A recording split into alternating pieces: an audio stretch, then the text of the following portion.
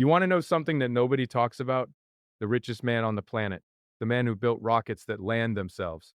The man who put a car in orbit around the sun. The man who runs more billion-dollar companies than most people have fingers. That man has cried over a woman. Not metaphorically. Not in some poetic, abstract way. Genuinely broken. Genuinely lost. Sitting in a room surrounded by more wealth than entire countries possess. And feeling completely devastatingly alone. And here's the part that will shake you. It was not the market crashes that did it. It was not the failed rocket launches.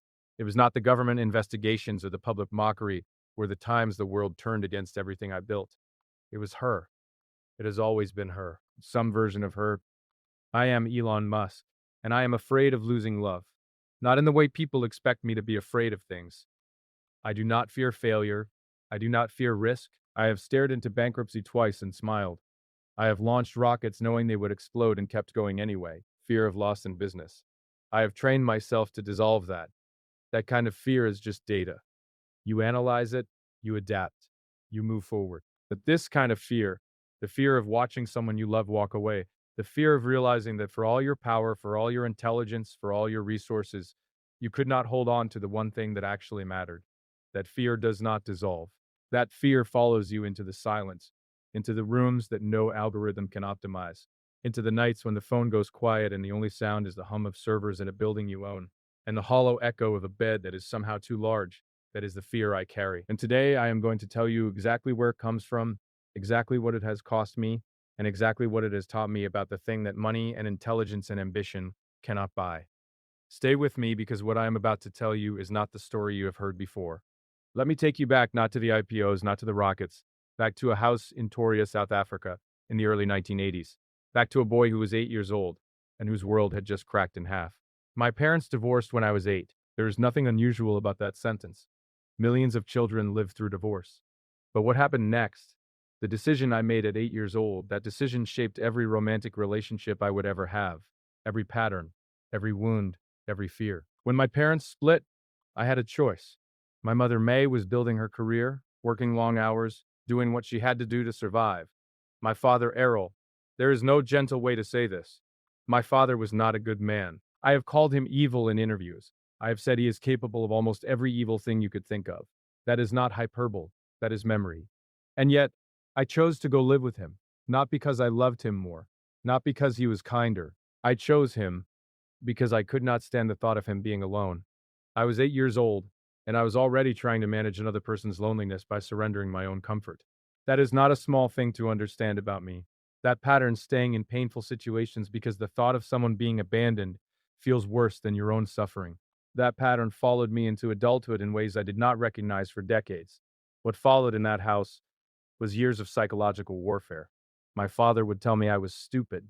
He would belittle every idea, every dream, every ambition. There were times when his cruelty was so precise and so targeted that it felt almost deliberate, like he was engineering my insecurity the way I would later engineer batteries in rocket fuel, finding the exact weakness and applying pressure there. And then there was school. I was the smart, awkward, different kid in a system that punished difference. I was beaten, not shoved, not tased, beaten. There was a moment in my school years when I was thrown down a flight of stairs and beaten unconscious. I woke up in a hospital. I want you to sit with that image for a moment. The boy who would one day be worth $300 billion unconscious on a hospital floor, put there by children who resented him for being different. What does that do to a person? What does it teach you about the world? It teaches you that being yourself makes you a target. It teaches you that standing out invites pain.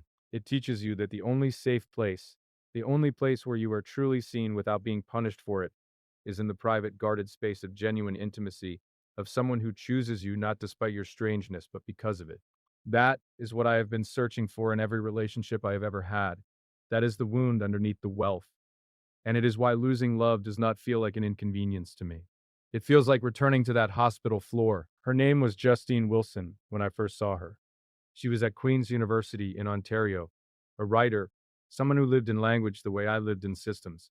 I was drawn to her immediately, not just physically, though that was present too, but drawn to her mind, to the way she engaged with ideas, to the sense that here was someone who could actually keep up.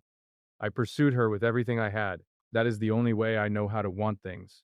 Alan, no half measures. When I decide I want something, a company, a technology, a person, I bring every resource I possess to that pursuit. We got married in 2000. We had children, 6 of them, though the first, our son Nevada, lived only 10 weeks before SIDS took him. I need to pause on that because losing Nevada, that loss does not get discussed enough in the context of who I became. Losing a child at 10 weeks old, watching something you created, something small and perfect and completely dependent on you, simply stop, that does not leave you. That changes the architecture of your grief permanently. I responded to that loss the way I respond to most pain. I went back to work within days, not because I did not feel it, not because I was cold, but because stopping meant sitting with something I had no tools to process. Work was the only language in which I knew how to function under pressure. Justine needed something different from me in that moment. She needed presence. She needed me to stillness. She needed me to stay in the pain with her instead of rowing around it. And I could not do that. I did not know how. That failure, that specific early failure, set the tone for everything that followed. She was not wrong about any of it. What she may not have fully seen was the terror underneath the control. The nights when I lay awake not thinking about rockets, but thinking about the specific fear that I was someone who could not be truly loved, that my success was possible precisely because I had become someone incapable of the vulnerability that sustains love. The divorce felt like confirmation of that fear. I want you to think about what it means to marry someone, divorce them, and then marry them again. Not accidentally, not in a moment of weakness, deliberately, with full awareness of what the first marriage had cost, with full understanding of why it ended, looking at all of that evidence and saying, no, I choose this person again. Tallulah Riley was British, an actress warm in a way that was disarming, the kind of way armed that makes you lower your guard before you realize you have done it. We married in 2010, divorced in 2012, married again in 2013, final divorce in 2016. What does that pattern tell you? It tells you that I found something with her I could not let go of, and also something I could not sustain. I do not enter relationships casually. I do not love lightly. When I am in, I am entirely in. But being entirely in creates an imbalance. It becomes consuming, and what it consumes eventually is the very connection it is trying to hold. Marrying someone twice means you looked at the evidence of failure and chose hope over data. That is unusual for me. I am not a man who typically chooses hope over data, but in love, something in me keeps making that choice, keeps insisting that this time, with enough effort and enough intention, I can build something that holds. There is one relationship I need to talk about that most people misunderstand because they only see it through the lens of later events. Amber Heard and I were together in 2016 and 2017. In one of the most honest interviews I have ever given, I said something that surprised people. I said I was really in love and it hurt bad. People expected me to be strategic about it. People expected the CEO voice, the controlled narrative. What came out instead was honesty. And the honesty was, I loved someone. It ended. And the pain of that ending was not something I could engineer my way out of. That is what losing love does to me. It strips the armor. It reaches past the performance of confidence and finds the same boy from Pretoria who was trying to understand why the people he needed kept leaving or hurting him. Lost of my professional life. We met in 2018. There was an immediate recognition, not the recognition of finding someone similar. We are profoundly, almost comically different in many ways, but the recognition of finding someone who was genuinely, authentically themselves, someone whose stranges matched my own in a way made both of our oddities feel less isolating. She has spoken about a version of me that existed in private, that was different from the version the world was used to seeing. Softer, more curious, more present. She was not wrong about any of that. But she has also said with equal honesty that she experienced my emotional volatility, that the version of me who could be present and tender was sometimes displaced by a version shaped by years of associating love with difficulty. A version that, when things got hard, defaulted to patterns learned in a house in Pretoria, where love and pain were not clearly separated. That feedback, the insight that I associate love with difficulty, is the most important thing anyone has ever said about me in the context of relationships. Not because it is comfortable, because it is probably true. The last time she wrote about our situation publicly, she described detaching from the love of her life as he became unrecognizable. That sentence stayed with me because I understand what she was watching. She was watching the version of me she had fallen in love with get progressively consumed by everything else, by the ambition, by the public persona, by the weight of carrying the future of electric vehicles and space colonization and the world's largest social media platform. Simultaneously, there is only so much of a person to go around. That is something I have understood intellectually for years. The emotional understanding, the genuine reckoning with what it costs the people who love me. That understanding has come more slowly, more music, unfully. If you are still here and this is landing differently than you expected, hit subscribe right now. What we are building on this channel is exactly this kind of depth. The real story underneath the headline story. Subscribe. You will not regret it. There is a relationship in my life that I have been most deliberate about protecting from the noise. Shivanzilis has been described as an intellectual companion, a steadying force, someone who understands the intersection of technology and ambition because she lives in that same intersection. We have children together.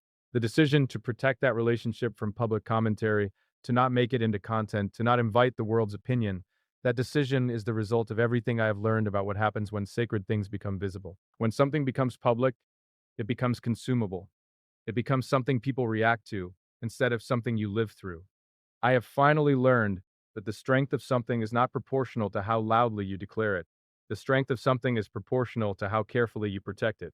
Let me be completely honest with you about something. All of this, Tesla, SpaceX, Neuralink X, the fortune that crosses $300 billion, none of it makes you immune to heartbreak. None of it.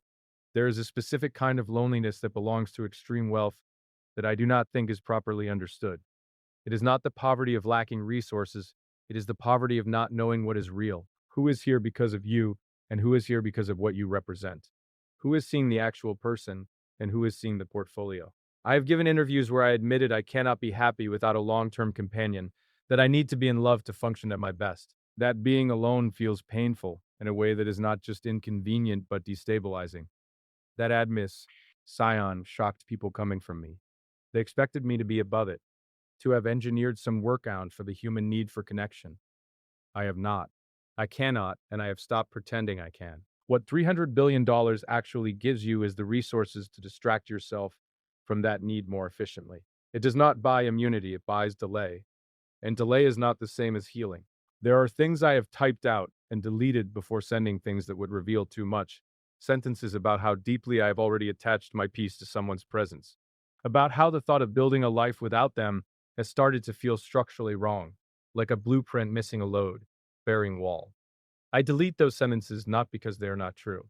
I delete them because they are so true that releasing them feels like releasing something private into a space that does not know how to hold it.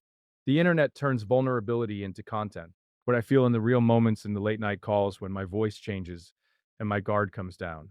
What I feel is not content. It is the raw, unperformed truth of a man who has spent most of his adult life in public and who has learned that the most important things about him belong somewhere that cameras cannot reach.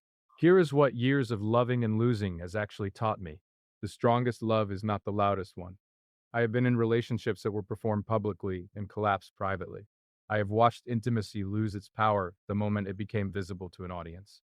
Privacy is not secrecy. Privacy is protection. It is the decision to keep something intact by keeping it away from forces that would fragment it. The fear of losing love is itself one of love's greatest enemies. When you hold something with a grip shaped by terror rather than trust, you compress it. You make it smaller and more brittle than it would otherwise be. You introduce the very instability you are trying to prevent. Anxious attachment, the psychological term for what I carry, produces a specific relational pattern. You crave closeness intensely. You are hyper aware of the other person's emotional shifts. A slight change in their tone sends your nervous system into recalibration. And all of that vigilance exhausts the relationship. It makes the other person feel watched rather than loved. I have done this in ways that cost me relationships I valued and people I genuinely needed. What I am building now slowly, with the patience I have always applied to engineering challenges but have not always brought to emotional ones, is the capacity to trust, to hold love with open hands rather than closed fists.